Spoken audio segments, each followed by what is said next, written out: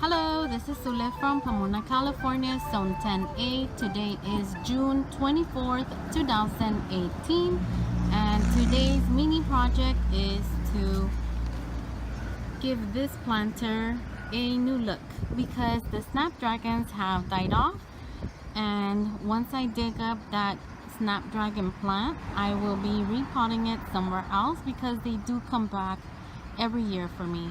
So I have this planter and this planter to redo. Alright, so I got this snapdragon plant out of the pot, and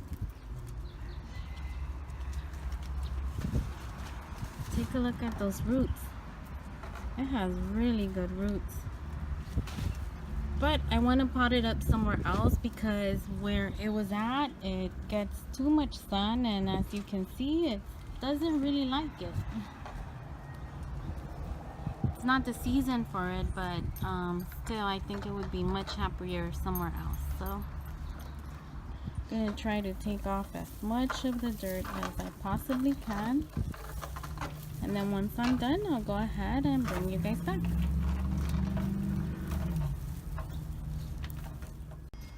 Alright, in this little bucket, old bucket, we're going to be adding some stuff we're going to add to the soil. Okay, so first up is going to be rock dust. I know I've mentioned it before, but I really do love what rock dust does to my garden. And when you use this and you're pouring it, try to use a mask or try not to inhale as you're pouring.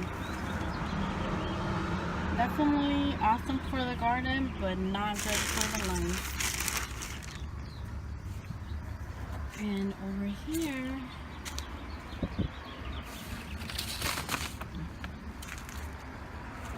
okay, so we're also going to be adding some Epsom salt.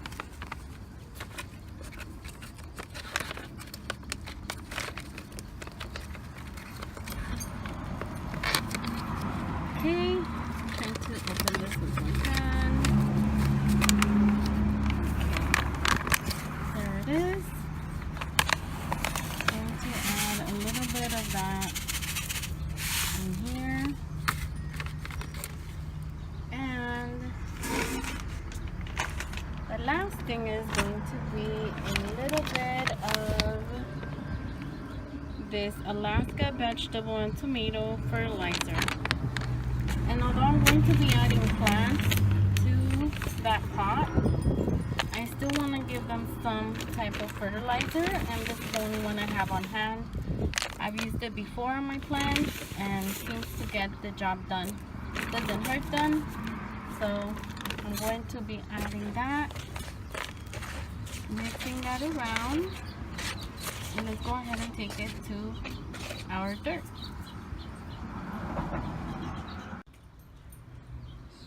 Okay, so here's our dirt, and we're going to be adding this little mixture of the rock dust, Epsom salt, and fertilizer to this dirt.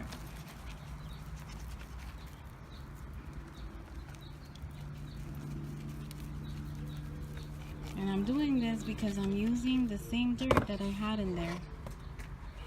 I just want to make sure that it's not completely depleted, and then I'm leaving a little bit for on top. Alright, let me mix this and then I'll bring you guys back.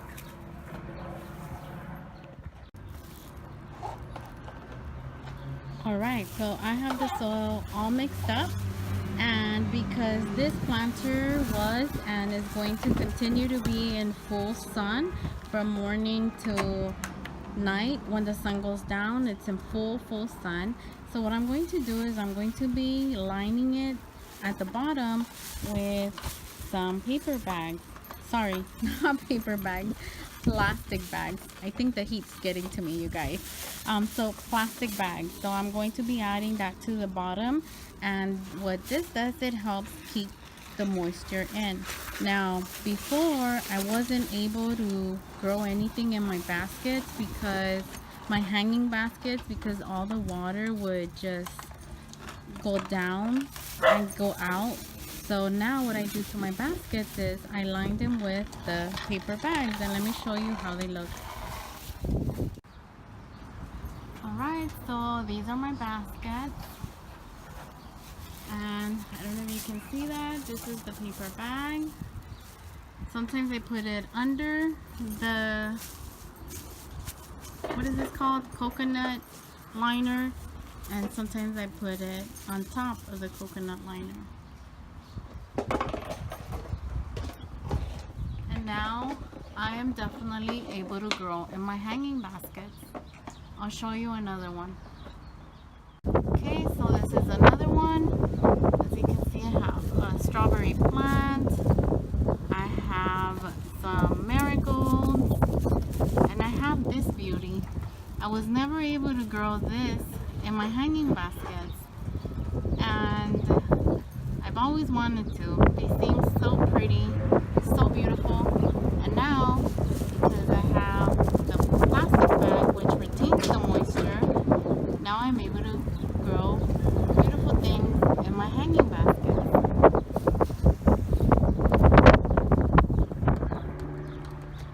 Okay, so I did want you to see that I am lining the bottom, and I'm not making any holes because I want as much moisture to be retained in this planter as possible. And then the water will go out, and it will go out through the little cracks between the plastic bag and the actual pot itself.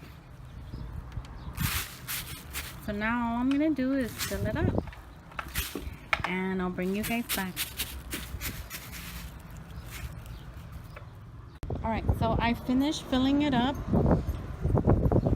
and this time I'm not going to fill it up all the way to the top because I want to be able to add some straw to mulch on top. Because it does get really hot here in the summer, I do want it to retain as much moisture as possible. So I'm not going to fill it up to the top for that reason. So I'm just going to add the last bit of my mix of the rock dust, Epsom salt, and the fish emulsion. I think that should be good enough.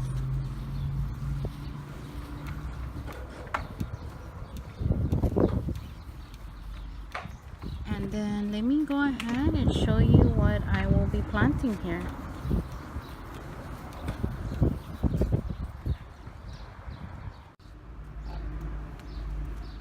Alright, so these are the 3 seeds that I'll be throwing in there. Zinnia, marigold, and zinnia. And let me tell you about the zinnias. I actually fell in love with zinnias by watching Jim. I actually learned about zinnias by watching Jim at Midwest Gardener. And if you haven't checked out his channel, I will leave a link to his channel in the description below.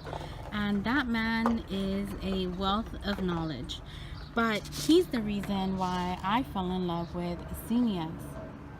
I'll try to leave his video at the end of this one.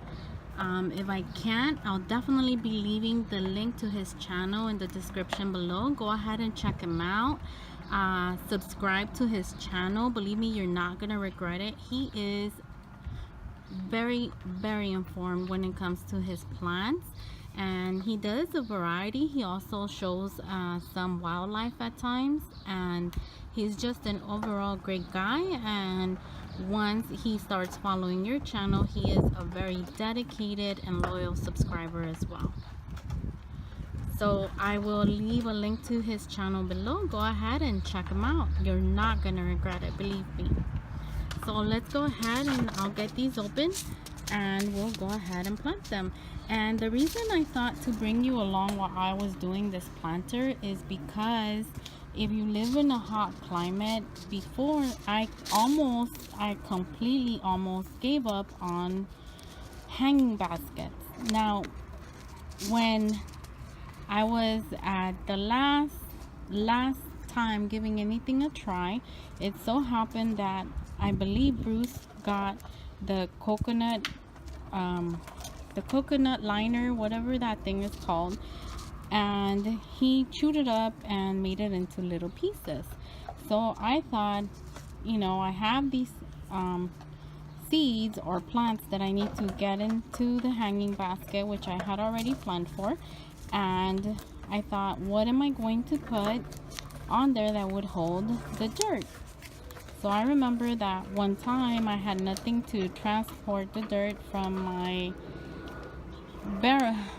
wheelbarrow that wasn't working at the time to wherever I wanted to put it. So I used some plastic bags. So I thought, okay, well, let me line it with plastic bags and see how that works. Well, it turned out to be the best decision I ever made for growing in baskets, hanging baskets.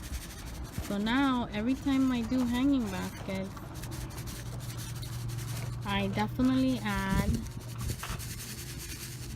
the plastic bags, and it has worked wonders for me. So I thought, if it has worked wonders for me, maybe it can work wonders for somebody else that is having kind of like the same issue that I'm having. So ever since then, I haven't done anything different, and I have been able to grow a lot of things in my baskets, a lot of pretty flowers, which otherwise I wouldn't have. And like I said, I was pretty close to giving up on doing hanging baskets, and now I'm so in love with them because the flowers look absolutely pretty. And now I have about, I would say I have about 6 to 7 hanging baskets. So I'm only sprinkling the seeds lightly because I don't want a ton. I don't want to overcrowd it. I have a bad habit of overcrowding stuff. So just giving them a little bit of wiggle into the dirt. And so I'm going to be adding the last one here. So yes, so that's the reason why I decided to bring you guys along while I did this planter, because it has worked for me using the plastic bags. Although they say it's a big no-no plastic, to use plastic, for me it has worked wonders with the hanging baskets, and I recommend it 100%. Because I only grow flowers in there. They're not grown for consumption. I grow them mainly for the wildlife. I see a lot of bees on these flowers in the hanging baskets, and a lot of the butterflies love the zinnias. And that's another thing, when Jim did his video, he did talk about how the butterflies love the zinnias, and it's true. After I saw his video, I planted a whole bunch of seeds, and you know, once the zinnias were grown, I had butterflies every day in my garden. If you follow me on not Snapchat, what is it called, Instagram, if you follow me on Instagram, you will see one of my older videos about me talking about these butterflies and showing the butterflies on the zinnias I had at that time. So definitely, if you love butterflies, grow some zinnias. And you know, Jim, like I said, he has a ton of videos. Jim is like one of those people I would love to sit him down and ask him like a whole bunch of questions. He has a lot of knowledge, a lot of information, and like I said, he's just a downright great person. Truly enjoy his videos and truly enjoy his comments. When he leaves comments on my videos, you know, you can tell that he took the time to watch my video and think about what he was going to comment. And definitely being very involved in your channel. He's, like I said, a very loyal subscriber. For me, he's not a subscriber. For me, he is a friend. I consider him a friend, so go ahead and check him out. Again, I know that I said it before, but honestly, you really do need to check out his channel. He has an amazing channel with a lot of information that I think you would benefit from. So all I'm going to do right now is going to be watering it. Let's go ahead and get some water, and then I'll bring you guys back.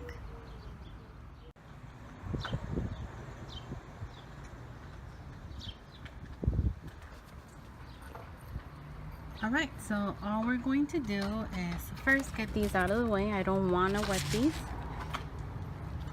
So put them right here for a bit, and then got my little 99-cent store or Dollar Tree little watering can, and this has become very useful, especially when you have seedlings. So I like this little watering can, and it was cheap. Okay, so all I'm gonna do right now is just water it in, and then put it where I'm going to leave it, and hopefully get some beautiful zinnias. Alright guys, well that's it from Little Beans Garden. Thank you very much for watching. Hope you have a great day, and as always, take care.